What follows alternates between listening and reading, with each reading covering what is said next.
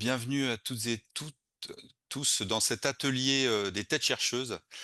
C'est un nom qu'on aime bien, les têtes chercheuses, c'est ce qui nous permet de croiser les regards, entre le monde universitaire, le monde de la recherche, et le monde professionnel pour aborder des sujets, qu'on considère, très importants. Je ne vais pas parler longtemps. Cet atelier se situe à peu près dans la continuité des assises de l'agritourisme. On a souhaité, pouvoir, aborder la question de l'agritourisme aussi sous l'angle de la formation. Le but de cet atelier, c'est pas de faire un énoncé de toutes les formations qui existent, mais c'est vraiment de partager, d'avoir un retour d'expérience, un retour du vécu autour de questions d'accompagnement et de formation, heu, autour de la question de l'agritourisme. Comme on est tous autour de la table, on va se donner, des règles du jeu. Vous avez tous la possibilité d'intervenir. Ce qu'on va faire, c'est qu'on on vous propose de lever la main quand vous souhaitez intervenir. On va commencer par une première séquence où les intervenants qu'on a identifiés, pour animer cette table ronde élargie, cet atelier, vont prendre la parole. On va poser le décor et puis ensuite on pourra, favoriser les interactions, les questions et les réponses, au maximum. Est-ce que ça vous va comme format? Auquel cas je présente, les intervenants de la journée. On a autour de la table Mélanie Tisney-Versailles que j'imagine vous connaissez tous, mais chacun va se présenter rapidement. On a aussi, Izanne Lucien qui travaille, qui est chercheuse et qui travaille sur le sujet de l'agritourisme. On a Régine Latapi qui travaille au comité régional du tourisme et des loisirs et qui travaille beaucoup sur ce sujet de l'agritourisme. Nina Gilbert qui est du CIVAM et Olivier Berthelot qui est, paysan, puisque c'est comme ça que je dois le présenter et aussi, un acteur de accueil paysan de cette démarche-là. Donc je vais tout d'abord donner la parole à Mélanie Tisney-Versailles pour faire le lien avec, les assises de l'agritourisme et puis lancer le débat, sur cette question-là. Donc merci de lever le doigt quand vous voulez intervenir, de ne pas laisser votre micro ouvert quand vous n'intervenez pas. Bon débat. Bonjour à tous. Bon, j'espère que vous m'entendez bien. Donc effectivement, merci Dominique. Donc je suis Mélanie Tisney-Versailles, donc conseillère régionale, déléguée à l'agritourisme et à la solidarité alimentaire, pour ceux que je ne connais pas. Que vous dire en introduction? Que l'agritourisme est vraiment une des priorités de la région pour ce mandat. Alors pourquoi nous l'avons identifié comme prioritaire? Bon, bah, la première donnée, on va dire, c'est qu'un agriculteur, en moyenne, sur la région Occitanie, c'est un des revenus les plus bas. On est, à moins de 1 000 € par mois, pour 70 heures, de travail par, semaine et donc que l'agritourisme est une des réponses pour, notamment, faire une hybridation de ce revenu et d'avoir, des revenus à la fois agricoles, mais aussi, des revenus, autour, du tourisme et que c'est une demande grandissante de la part, de nos agriculteurs.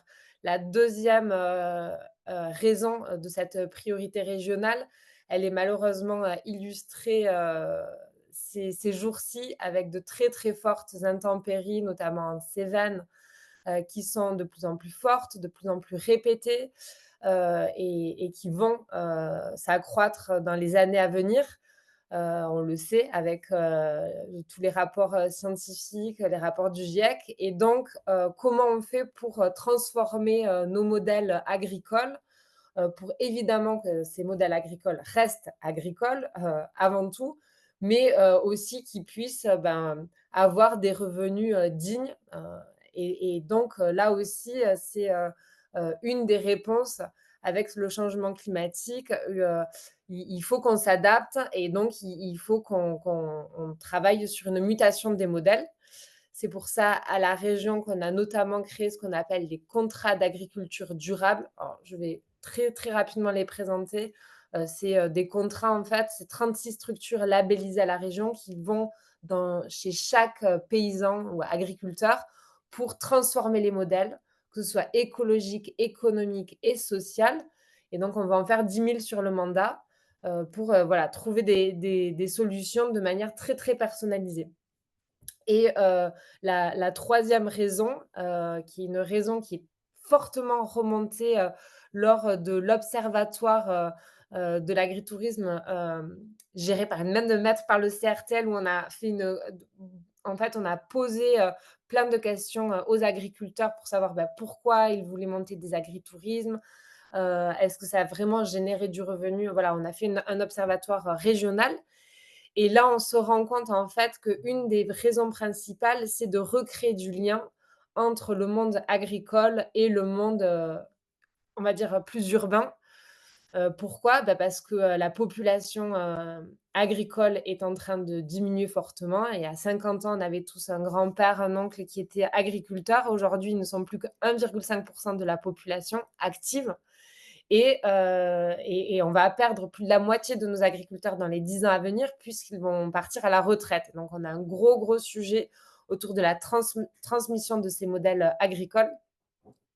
Et donc c'est ça, l'agritourisme, c'est aussi de recréer du lien entre ces 2 populations. Donc c'est pour ça, à la région, au niveau, maintenant, action prioritaire, on a mis en place donc les assises de l'agritourisme pour essayer de structurer toutes les actions que nous faisons, sur le terrain. Tous les acteurs, en fait, sont très engagés. Il y a beaucoup d'acteurs qui travaillent sur ce sujet, et on travaille, en fait, sur une feuille de route commune pour avoir un impact beaucoup plus fort pour nos agriculteurs, parce que l'important, c'est, bah, de faire augmenter le revenu, comme je l'ai dit. Donc ça, c'est la première action. La deuxième, comme l'a dit tout à l'heure aussi Dominique, on a lancé la plateforme régionale de l'agritourisme, avec un nom très ingénieux qui est le PRAT, qui veut dire, prêt en occitan, et qui, donc, permet aux agriculteurs de découvrir, en fait, tous les dispositifs et mécanismes pour monter, son agritourisme. Et donc, ce PRAT, il a été, cette plateforme réalisée en partenariat, fort avec, la chambre, régionale, de l'agriculture, avec notamment sa marque Bienvenue à la ferme, Accueil Paysan, et le CRTL et l'ISTIA, donc, qui est sur la partie, recherche.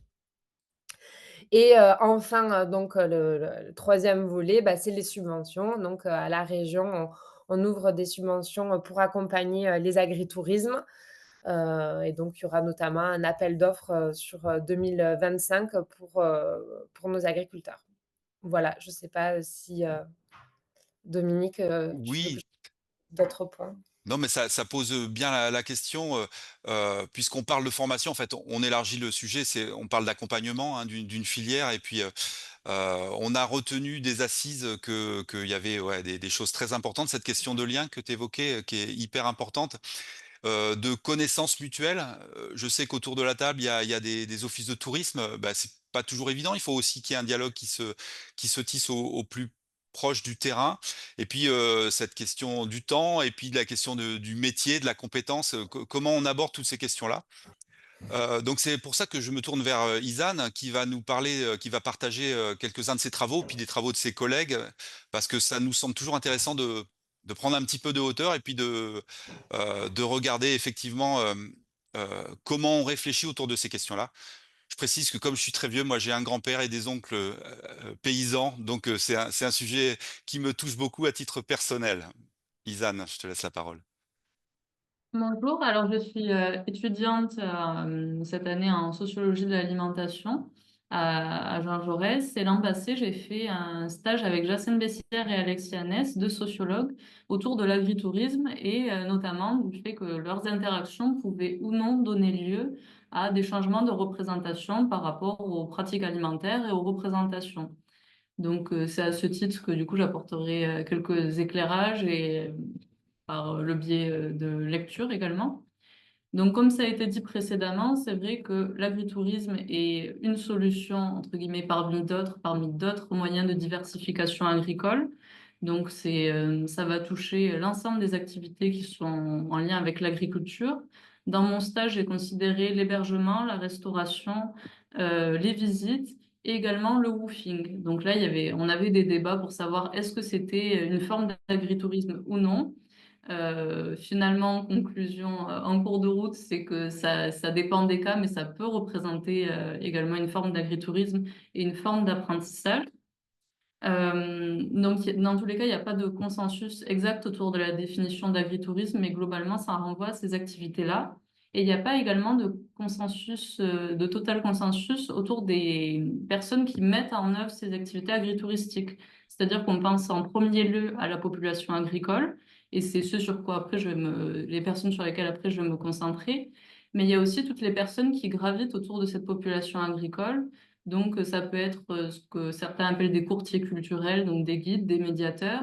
Ça peut être aussi favoriser le contexte territorial avec, par exemple, parmi les personnes que j'ai rencontrées, certains me disaient que leur activité agritouristique, elle était possible, mais que dans d'autres élevages, ça pouvait poser des soucis parce qu'au moment des estives, il n'y avait plus la distinction entre les éleveurs et les vachers ou les bergers. Et le fait que les éleveurs aient cette double casquette, et bien quelque part, ça constitue un frein à développer encore une activité, cette fois-ci qui sera en lien avec la population non agricole.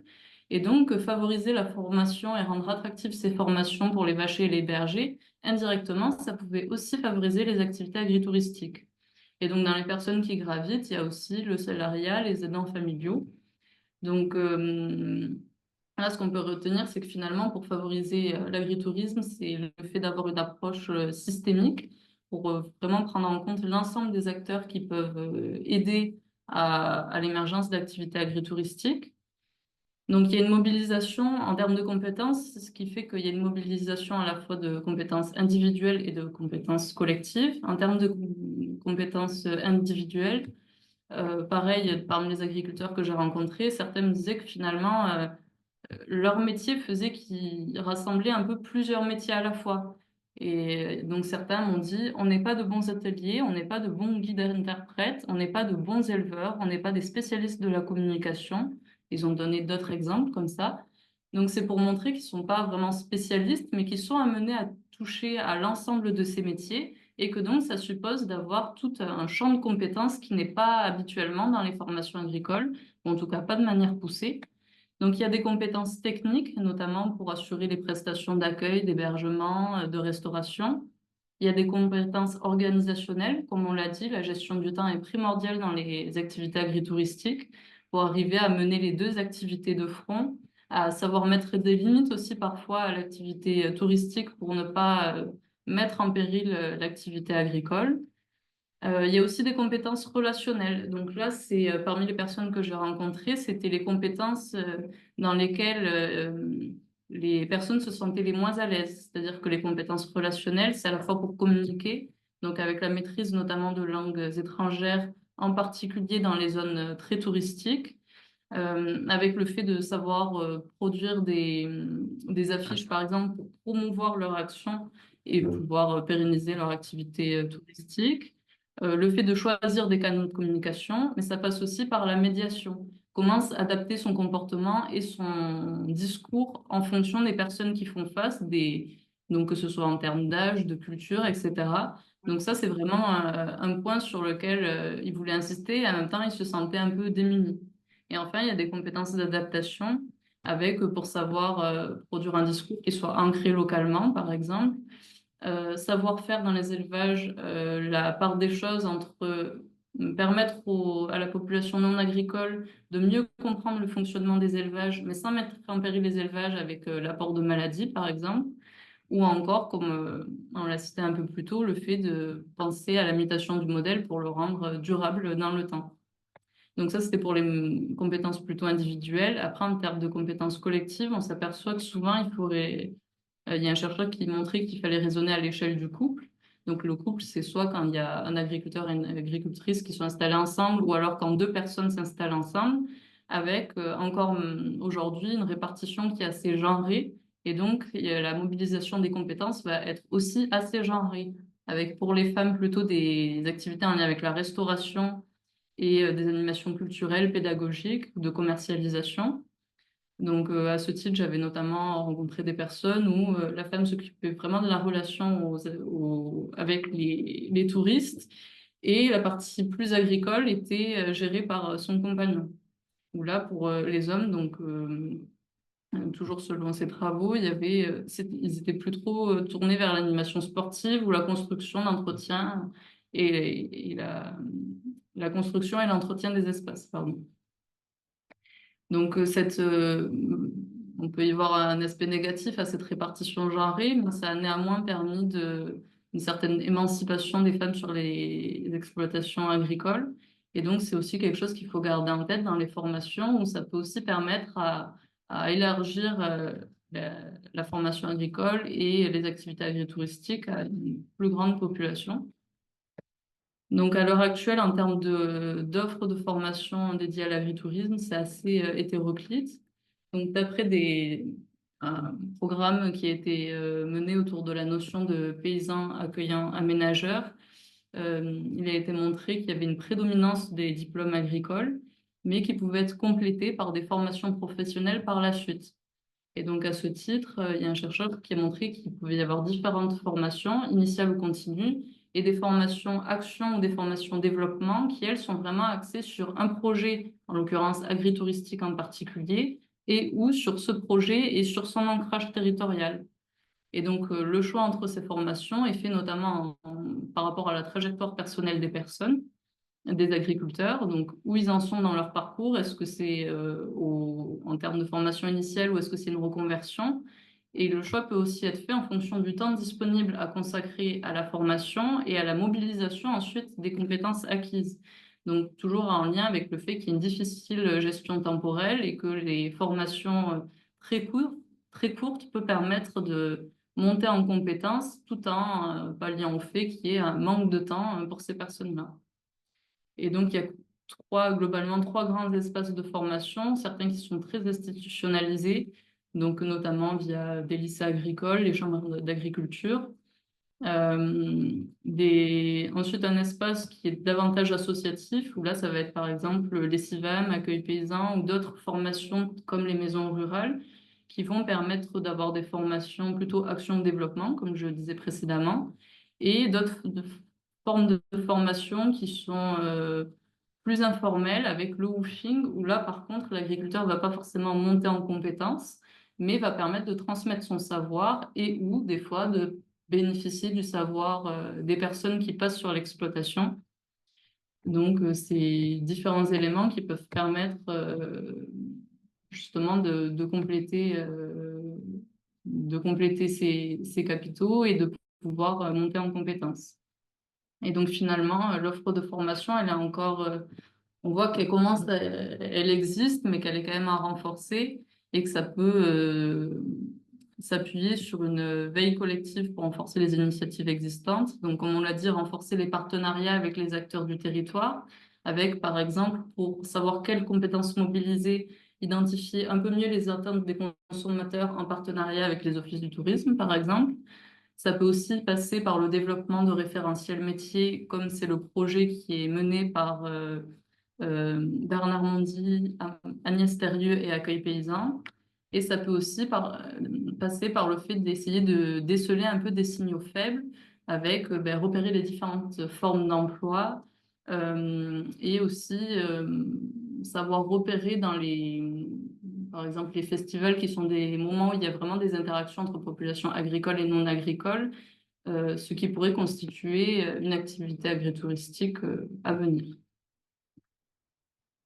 Merci beaucoup, Isan. Je pense que c'est très éclairant. On a bien compris dans quel domaine euh, on s'est plongé. Il est évident qu'en 1 heure, on va pas épuiser ce sujet-là, hein. Ça prendra beaucoup plus de temps. Mais justement, l'idée de cet atelier, c'est d'avoir des interactions et puis d'avoir des retours d'expérience. J'aimerais bien que Nina de la fédération CIVAM nous parle de l'expérience des agriculturels, par exemple, et puis de la manière dont on peut accompagner ce type de démarche.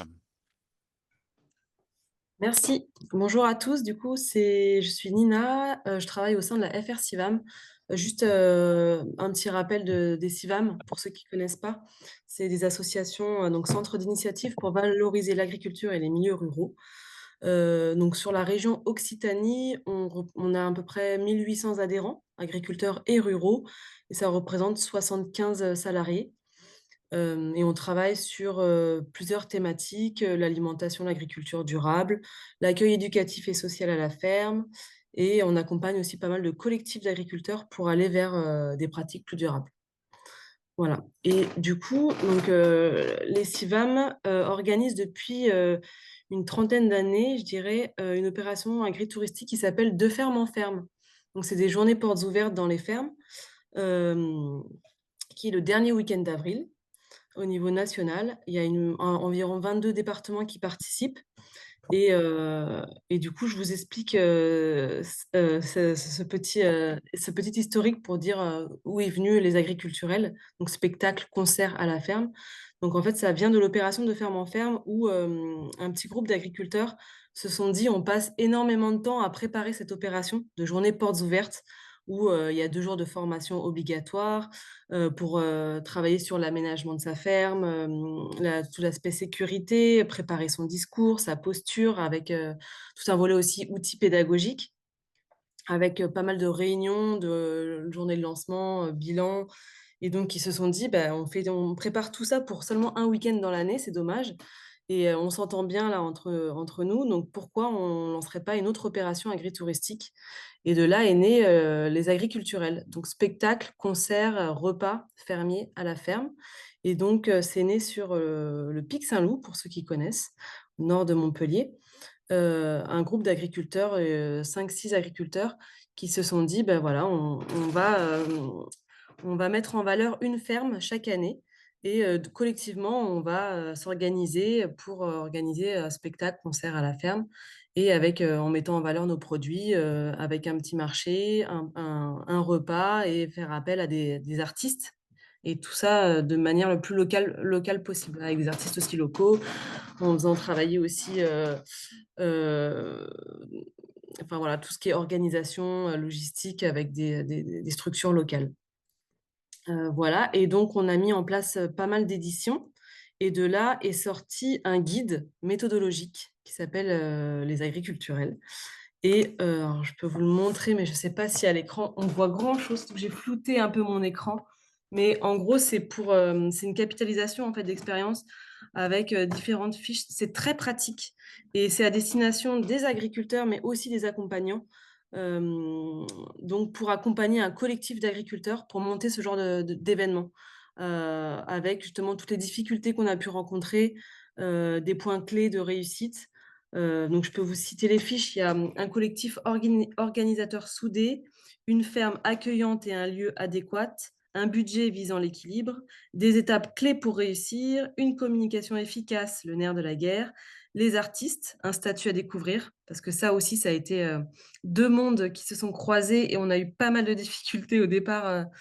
On avait fait une association avec une association de programmation de spectacles, et voilà, on a vu qu'il y avait il y avait pas mal c'est un monde différent, ils fonctionnent pas de la même manière, et ça a été assez conflictuel au départ.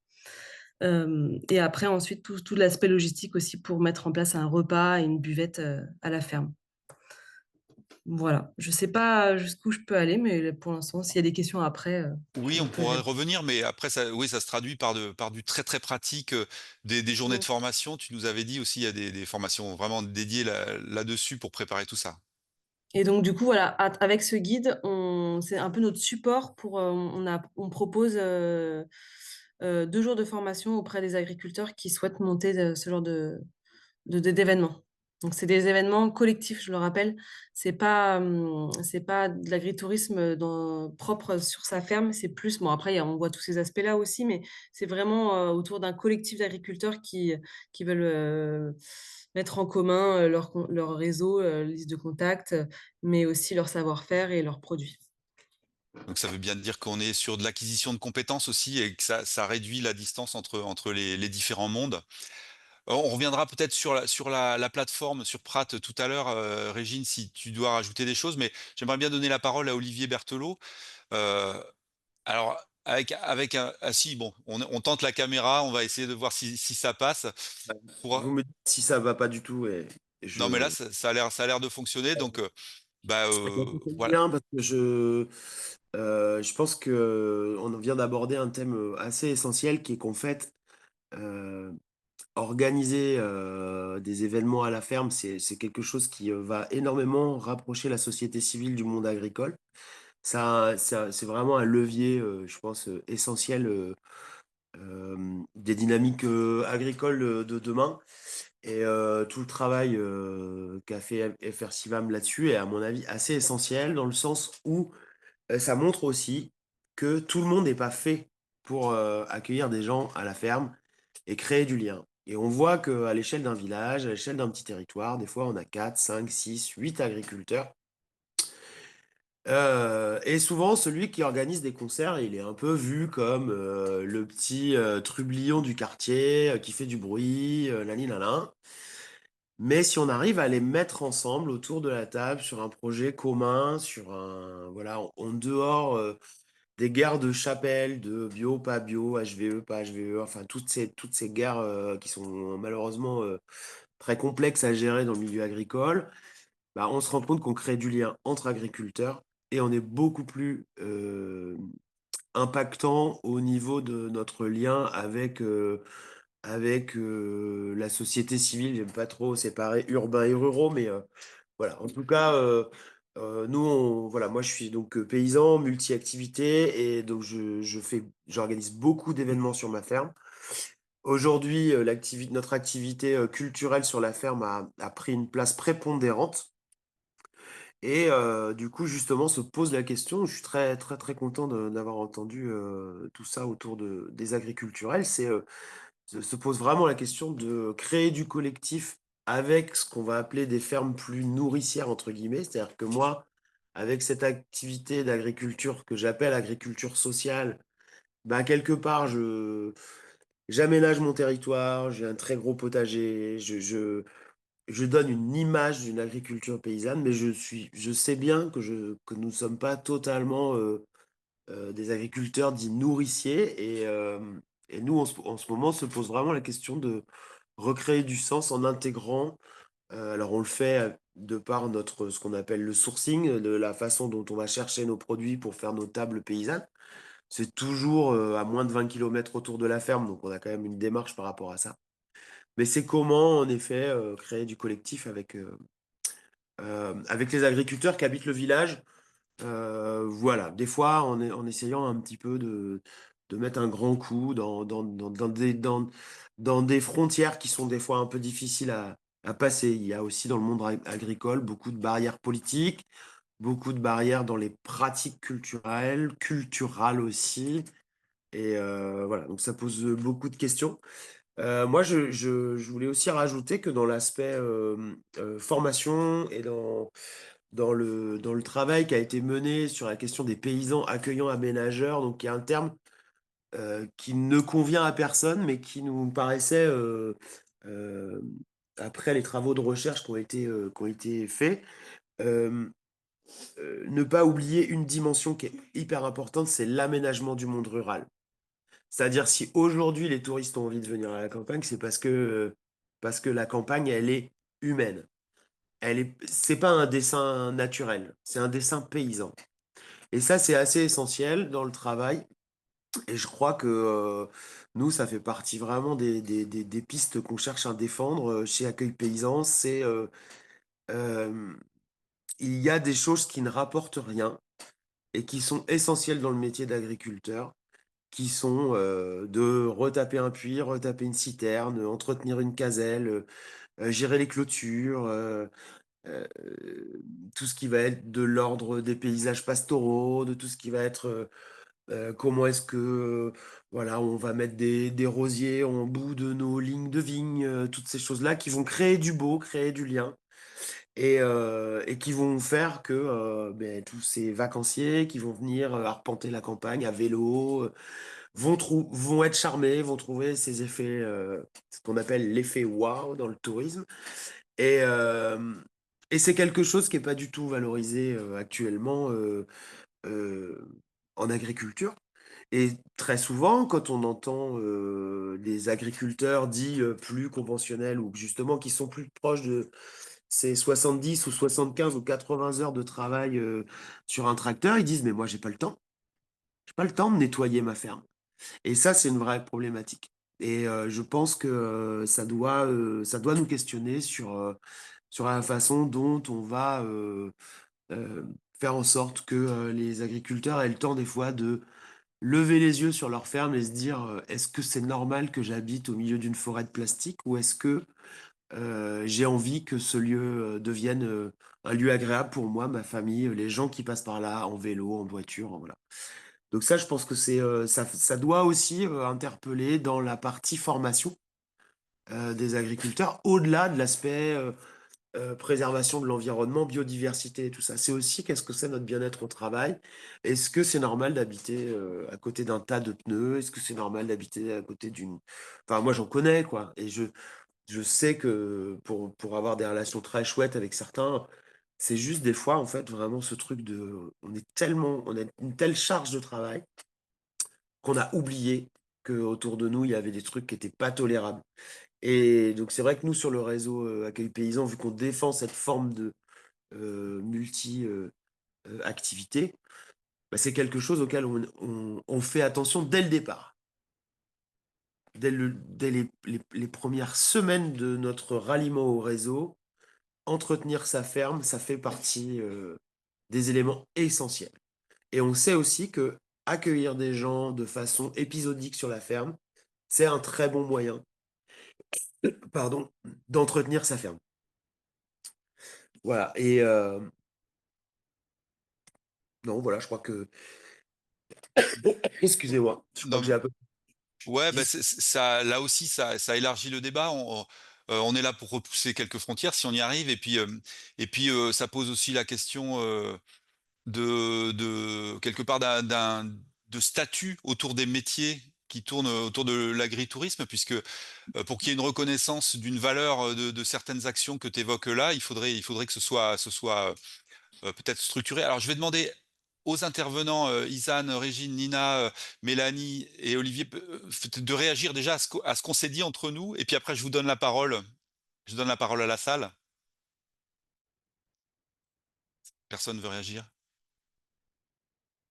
On passe directement à la salle. On a été bon. On est passé, on a mis 35 minutes, 30 minutes de présentation pour laisser le plus de place possible aux questions et aux interactions. Donc on a bien vu, hein, on a évoqué, rappelez-vous aux assises, ceux qui étaient là, il n'y a pas assez de tourisme dans les formations agricoles, il n'y a pas assez d'agriculture dans les formations touristiques. Euh, Moi, ce que je découvre aussi aujourd'hui, c'est que les frontières, elles sont pas uniquement entre le monde agricole et la société civile, mais aussi à l'intérieur du monde agricole et aussi sans doute à l'intérieur de la société civile, entre urbain et rural aussi. Donc, est-ce que vous avez des réflexions, des réactions? Oui, Nina. Non, je voulais juste réagir par rapport à ce que tu as dit, Olivier, par rapport au fait de bien aménager sa ferme, la rendre belle et tout ça. Donc, nous, on l'aborde hein, dans la formation.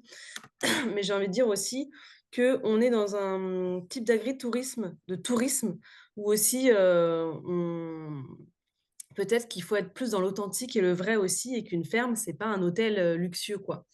Et du coup, voilà, je voulais juste tempérer et dire que bah, il faut aussi que les visiteurs se rendent compte qu'ils viennent sur une ferme, qu'il y a, il y a des règles, sécurité, on ne fume pas dans la bergerie, enfin voilà, plein de choses comme ça et que on fait au max pour rendre les abords beaux, mais c'est pas non plus un hôtel de luxe, quoi. Mm. Voilà, c'était juste un petit Oui, non, complément. mais c'est clair, il y a de la boue des fois dans la ferme. Je me Mm. rappelle chez mon grand-père. D'autres questions, réactions? Évidemment, tu as prononcé le mot de l'authenticité. Je me souviens qu'il y avait eu un petit débat autour de ce mot-là aussi, hein, l'authenticité, on pourrait en parler. Et est-ce que ça se traduit en formation? Moi, je vous laisse réagir par rapport à ça. Allez-y, hein, lâchez-vous, hein. Franchement, on est entre nous, hein, c'est enregistré, mais Peut-être pour rebondir sur ce qu'a dit Nina, effectivement, moi je suis tout à fait d'accord avec ce que tu viens de dire sur l'authenticité, etc.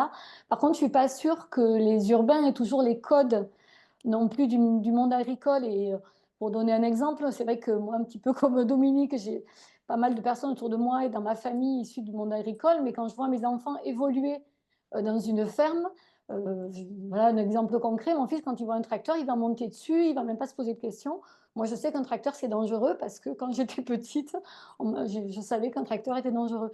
Donc, je pense qu'il y a ça aussi. Il y a comme le disait tout à l'heure Mélanie, on évolue plus forcément, nos enfants en tous les cas et les générations à venir n'ont pas toujours évolué dans ce monde de la ferme et agricole, ils n'ont pas tous les codes. Donc je pense que c'est par rapport à ça aussi qu'il faut qu'on sensibilise à la fois nos enfants et aussi le monde les fermiers, que peut-être les urbains n'ont plus malheureusement ces codes de sécurité. Alors ça ne veut pas dire, au contraire, ça veut pas dire qu'ils sont moins intéressés, l'engouement est là et plus que jamais. Mais par contre, il y a peut-être effectivement des choses des échanges à avoir sur ces sujets. Les rendre réels, ouais, ces choses-là. Qui veut qui veut prendre la parole? Est-ce que tout ça peut se traduire dans des formations? Est-ce que les formations qui sont proposées aujourd'hui autour de ces sujets-là, est-ce qu'elles prennent tout ça en compte? Est-ce qu'elles sont suffisantes? Heu, on essaiera de continuer la réflexion bien sûr au-delà même de cet échange. Je vois pas de main se lever. Ah si, si, si, Marjorie? Bonjour, pardon, j'arrivais pas à trouver la main. Oui, non, c'est très intéressant effectivement toutes ces remarques autour de la formation. Donc juste, peut-être dire que, nous c'est vrai qu'au niveau des chambres d'agriculture, la formation c'est quelque chose qu'on connaît bien. On en propose près de 120 au niveau de toute la région Occitanie, hein, dans les 13 chambres départementales. On essaye de coller de plus en plus aux besoins des agriculteurs, mais aussi aux attentes sociétales. Mmh. Et c'est vrai que je pense qu'il y a peut-être des choses à faire évoluer, justement en travaillant plus en lien entre les acteurs de l'agriculture et du tourisme, sur justement les attentes peut-être des consommateurs et cetera, pour pouvoir, adapter des formations plus en lien justement avec, ces attentes-là. Et puis, voilà, toujours accompagner les agriculteurs sur la partie qualitative, parce que c'est vrai, comme on l'expliquait tout à l'heure, c'est quand même des métiers complètement différents, produire, transformer, sa production et des compétences liées à l'accueil, donc voilà, il y a vraiment un besoin d'accompagnement là-dessus. Et puis par rapport à la diversité des activités agritouristiques, on n'en a pas parlé, mais c'est vrai que, l'agritourisme, c'est très, très large, hein, de Mmh. la simple, visite, l'accueil sur la ferme, l'hébergement, la restauration, très complexe aussi, tout ce qui est, lié, à la ferme auberge et cetera. Donc voilà, je pense que c'est important en tout cas, voilà, de bien coller à la fois aux attentes, voilà, des agriculteurs et peut-être par le biais, voilà, des offices de tourisme comme on l'évoquait tout à l'heure, avoir, des informations sur, justement les attentes sociétales pour adapter les formations. Nous, c'est ce qu'on essaye de faire en tout cas au niveau des chambres d'agriculture, de faire évoluer l'offre de formation, en proposant aussi des formations, plus ou moins à la carte, pour répondre à tout le monde. Voilà. Peut-être juste pour compléter, et faire le parallèle avec les assises, on avait une table ronde aux assises qui s'appelait, Utopie enfin l'agritourisme, utopie ou solution. Et dans la salle, il y a une personne qui a pris la parole, qui s'appelle Anne-Paul Massol et qui a, monté un agritourisme, en Haute-Garonne et qui disait: «Alors, je ne sais pas si, je changerai pas le titre avec, l'agritourisme, rêve ou cauchemar». Cauchemar. Et en fait, elle expliquait que, alors, comme je l'ai dit en introduction, un agriculteur, il travaille, 70 heures par semaine, mais, dans le podium des métiers qui travaillent le plus en France, selon une étude de l'INSEE, il y a aussi le monde de la restauration. Donc, l'agritourisme, pour certains, donc on a dit, il y a différents, types de modèles, mais, il y en a qui cumulent, en fait, le côté, restauration et le côté, agricole. Et donc c'est de faire en sorte, au niveau de la formation, voir comment aussi on peut, non pas accumuler ces 70 plus 70 heures. Ah, je sais pas si pour vous, on a perdu Mélanie? Est-ce que je suis le seul? Non? Ah bah, bon, bah, on va enchaîner le temps qu'elle revienne. C'est vrai qu'aussi dans l'enquête qui a été évoquée tout à l'heure, on s'est bien rendu compte qu'il y avait une multitude de modèles, vraiment des choses très, très différentes, pas que seulement au niveau des activités, mais au niveau des organisations. Élodie, vous voulez prendre la parole? Oui, alors pardon, c'est c'est C'est pas Élodie. Magali. C'est Non, Magali. mais c'est pas grave. C'est ma collègue, du coup, de la date, qui on s'est inscrit ensemble. Donc c'est, Magali Bruel de la chambre d'agriculture de l'Aveyron et oui, je voulais témoigner par rapport au fait de prendre en compte, du coup, la formation et c'est quelque chose, donc en tant que conseillère agritourisme, que je fais avec tous les porteurs de projets qui ont envie de se lancer dans l'agritourisme. On propose une formation, du coup, de 2 jours, notamment par rapport aux fermes découvertes où il y a une place très importante par rapport aux attentes sociétales. Et donc dans des groupes qui ont mis en place des visites de ferme, on sent que donc on a eu ces 2 jours de formation où on traite pas mal de sujets, mais les agriculteurs parfois ne se rendent pas compte du fossé qu'il y a entre la vision, beh, justement de la société civile et du monde, agricole aujourd'hui et on a intégré une 3e journée qui est que sur, les attentes sociétales et à la fois, le nom de la formation, c'est «Accueillir avec sérénité». Parce qu'en fait, on se rend compte que dans, allez, 99 des cas, la visite se passe très bien, mais eux ont une certaine appréhension de questions sur lesquelles ils pourraient être déstabilisés ou sur lesquelles ils ne sauraient pas répondre et en fait, on sent que dans la posture, plus ils sont rassurés, plus ils maîtrisent toutes, ces questions et mieux les visites se passent et plus ils sont sereins et plus dans le temps, ils maintiennent cette activité. Puisque justement, j'ai aussi des témoignages de porteurs de projets qui me disent: «Bah, moi, je me suis lancée comme ça, parce que l'office de tourisme m'a dit, "Il y a la demande, faut ouvrir, on a besoin de toi"» et ben, en fait, en septembre, ils m'ont appelé, ils m'ont dit: «Ben, on arrête. On arrête parce qu'on ne croyait pas que c'était comme ça». Donc la formation, elle est hyper importante et nous, c'est un élément au-delà. Alors bien sûr, il y a l'aspect, technique, bien entendu, réglementaire, mais en tout cas, dans nos formations, ce volet-là de positionnement, d'échange, être prêt par rapport au relationnel est primordial. Voilà. Bah, c'est important. Alors, on avait perdu, on n'a pas entendu tout ce que tu disais tout à l'heure, Mélanie, pour finir. Comment tu as retrouvé? Je sais pas à quel moment ça a coupé. C'est difficile à dire. Après, si tu voulais compléter ou Ouais, rebondir. bon, bah, tant pis parce que j'ai peur que ça recoupe de nouveau parce que je capte mal. Bon, Et donc, rêve ou cauchemar et donc de oui. faire en sorte, bah, que la formation, accompagne bien et accompagne cette hybridation en tout cas au mieux. Oui, et puis on voit avec, l'intervention de Magali aussi, que ça commence par bien savoir dans quoi on s'engage, savoir où on va pour pouvoir, s'y engager de la meilleure des manières possibles. Est-ce qu'il y a d'autres réactions par rapport à ça? Oui, Nina? Moi, je Oui, non, c'était juste pour Ah, puis ajouter Olivier après. aussi, sur le fait que ah pardon Olivier, je t'ai peut-être coupé la parole. Il avait pas levé la main, donc je l'ai Non, c'était juste pour dire que, lors de nos formations, on met pas mal de freins aussi à des agriculteurs qui pensent que l'agritourisme, c'est un peu l'eldorado et qu'on dit que, bah, voilà, en fait, ça prend énormément de temps, c'est hyper chronophage. La confection des repas, pareil, c'est pas ça rapporte pas non plus énormément, en fait. Donc voilà, on dit aussi que c'est aussi beaucoup pour une meilleure visibilité, sur le long terme, en fait, mais pas forcément, le moment où on va accueillir, des personnes sur sa ferme, quoi. Voilà, on fait beaucoup de warnings sur, c'est pas l'eldorado, mais faites attention quand vous engagez, ça prend du temps, faut se former et c'est pas du jour au lendemain, quoi. On peut mettre 3 heures pour vendre une boîte de pâté, hein. On avait entendu ça l'autre jour, en table ronde aux assises. Olivier? Oui, et ben, oui, oui, moi ça recoupait un petit peu ça. C'est que, je pense que, à l'avenir, il faut vraiment, intégrer la question de ce besoin de formation, vraiment en amont. Pour moi, c'est la question, c'est comment est-ce qu'on arrive à intégrer dans une formation agricole de base, pas dans une formation continue, ces questions-là. La question de la diversification sous plusieurs formes. Euh, il y a plusieurs formes de diversification, mais on sait que, l'agriculture va avoir besoin de se diversifier. Et on voit très bien, nous, euh, en discutant avec d'autres partenaires, que, par exemple, la question de la montée en compétences. Elle se retrouve aussi sur les aspects énergétiques, pour les agriculteurs qui vont faire de la transformation énergétique et compagnie. Donc, en fait, la diversification, c'est un sujet.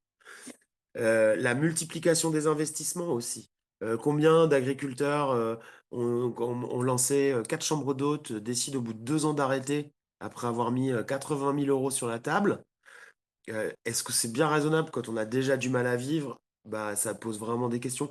Se diversifier, ça veut dire avoir et une ferme, et un restaurant, et une salle de spectacle, et voilà. Donc, ça pose vraiment des questions. Et pourquoi le cauchemar, des fois, il arrive aussi? Bah, c'est parce que des fois, ben, on met en place des investissements en pensant que ça va le faire. Et moi, j'ai l'impression que la question de la formation de base dans le BPREA, nous, on a une expérimentation en cours sur un UCAR BPREA. Blablabla. Et ça, c'est ouais, enfin, la mode Servolex, je ne saurais même pas vous dire exactement où c'est. Mais voilà, c'est des expérimentations en cours, mais je pense que c'est vraiment important de réfléchir ces questions-là en en amont de la formation continue, quoi. C'est des sujets, c'est des sujets qui doivent être abordés euh, au cours des formations agricoles, en lycée agricole, selon moi. Enfin, après, c'est une vision très personnelle, mais moi, je pense que c'est important, quoi. Sabine. Oui, bonjour. Je rebondis sur ce que disait Olivier.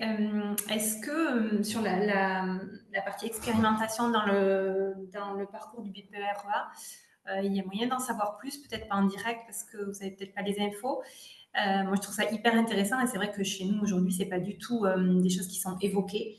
Et avoir des premiers retours d'expérience ou des contacts de personnes qui travaillent au sujet, ce serait opportun.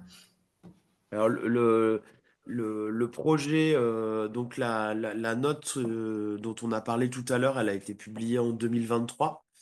Et là, donc, on attend la réponse du ministère de l'Agriculture pour rendre un rapport en juin 2025 sur l'expérimentation. Donc, il y a un UCAR au CFPPA de la mode Servolex. Donc, je ne sais pas vous dire où c'est. Je crois que c'est Et dans les Alpes. ouais, c'est ça, ouais, je pense aussi. Et du coup, il y a une deuxième expérimentation, CS Tourisme Vert au CFPPA de Montmoreau. Donc, voilà. Mais il y aura, d'ici juin, il y aura vraiment un retour d'expérience sur ces 2 formations-là.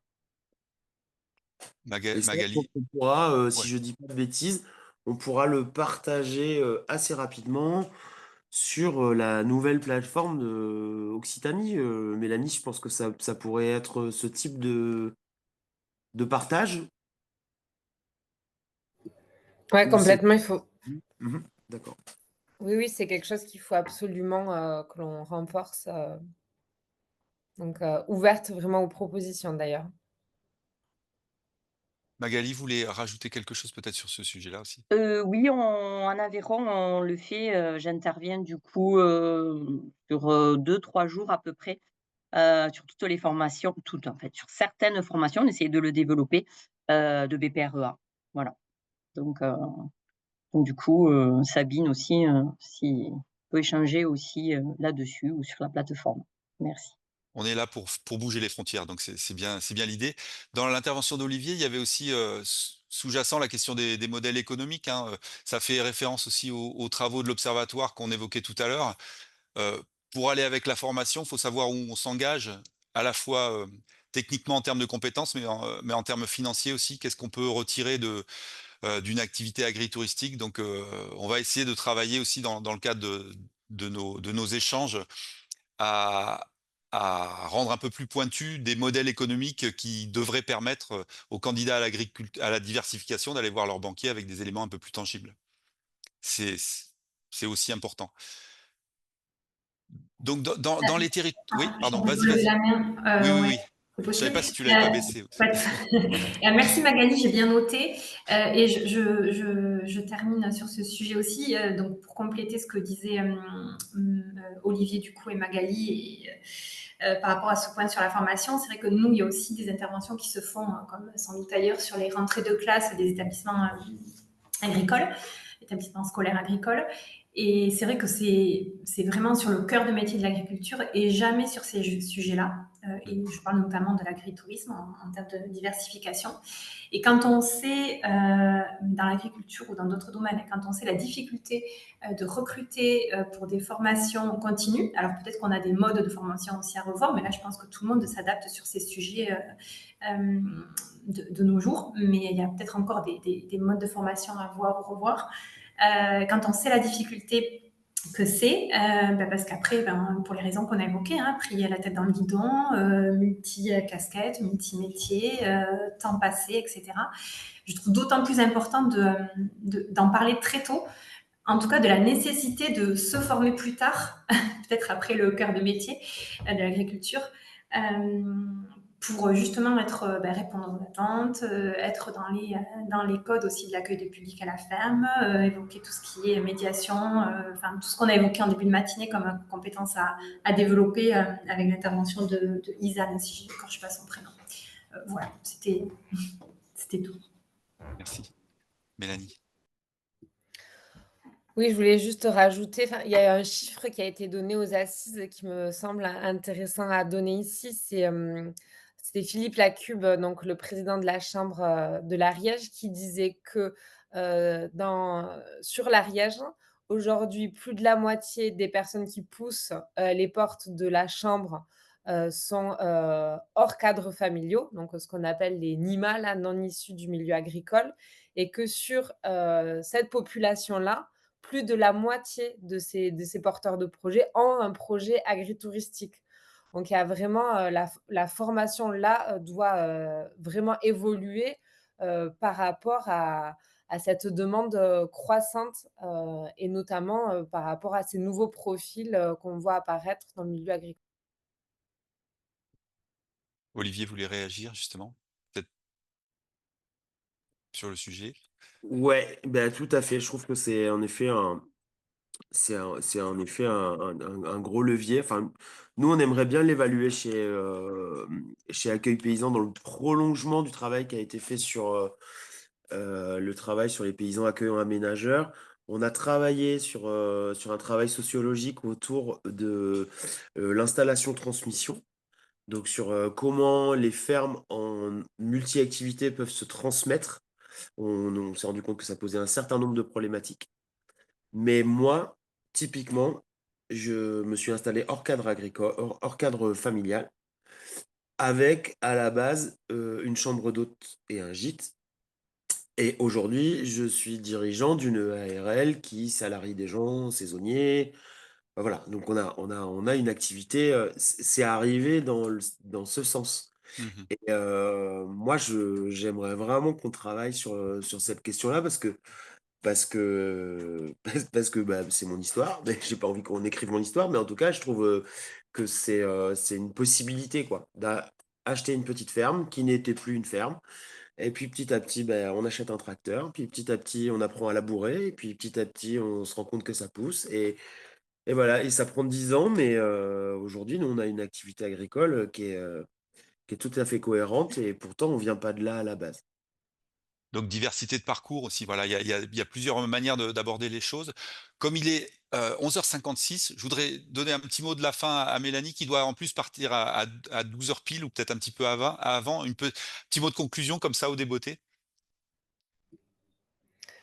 La conclusion, c'est que voilà, ce webinaire, a mis en lumière, une volonté en tout cas des acteurs d'accélérer, là sur, le côté, formation, et qu'on ne peut pas, d'un côté, avoir une priorité régionale sur l'agritourisme et d'un autre pas adapter, nos programmes, de formation. Donc il va falloir qu'on se mette rapidement, autour de la table, notamment avec Vincent Labarthe, le vice-président à l'enseignement agricole, pour voir, les actions qu'on pourrait mettre en place. Je crois particulièrement au fait de travailler tous ensemble. Je crois que c'est un des succès, en tout cas, des assises de l'agritourisme, c'est qu'on s'est tous mis, autour de la table. Alors, on défend, enfin, les acteurs défendent pas forcément tous le même modèle agricole, la même vision. Et ce sera pareil dans la formation aussi, voilà, porter une vision autour de la formation et qui soit différente selon les acteurs. Il n'empêche que c'est ensemble qu'on va y arriver, puisque bah, comme vous le savez, bah, les bu- je vais conclure sur une note positive, mais les budgets de la région sont quand même assez contraints de plus en plus, là, notamment avec les annonces du gouvernement. Donc, on se doit de mutualiser et de travailler ensemble pour aller chercher justement des lignes budgétaires qui ont un réel impact. Voilà, sur mon de conclusion.